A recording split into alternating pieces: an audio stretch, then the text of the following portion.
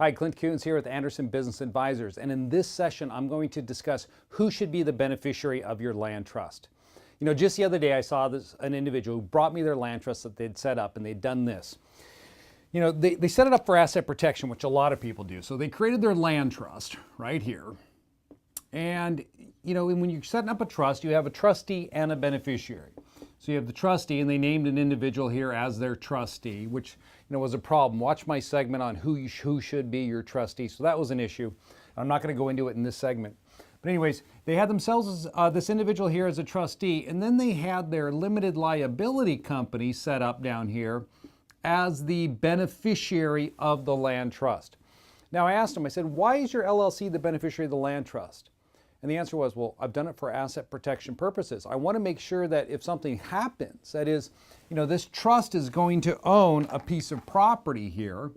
And if somebody sues the trust, I want to ensure that if the trust gets sued, if I'm the member in this LLC, that they can't come after me personally, that the lawsuit hits the trust, it goes to the LLC, and I have asset protection. Come on, Clint, it's Basic 101. That's why I did it.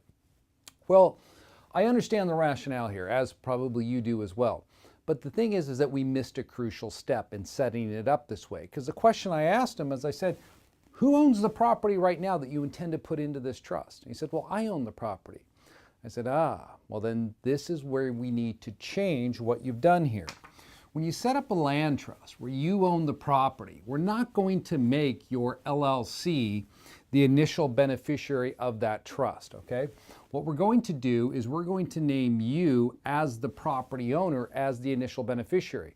And the reason we're doing this is because when you transfer title into that trust, you file a deed, many times the assessor's office will then ask, is this an exempt transfer? Is it going to result in a taxable event?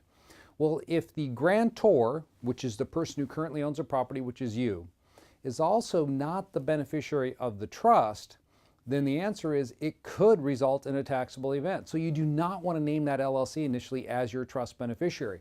You want to be the beneficiary of the trust. Or if it's you and your spouse, then the two of you would be listed as the beneficiaries of this trust because you're both the grantors currently on the property. Now, once this is set up and you have your trust drafted and you've deeded the property into the trust name, then what you're going to do is you will have your LLC that you've set up over here. Now this LLC can be filed in the state where the property is located. It could be set up in, say, Wyoming.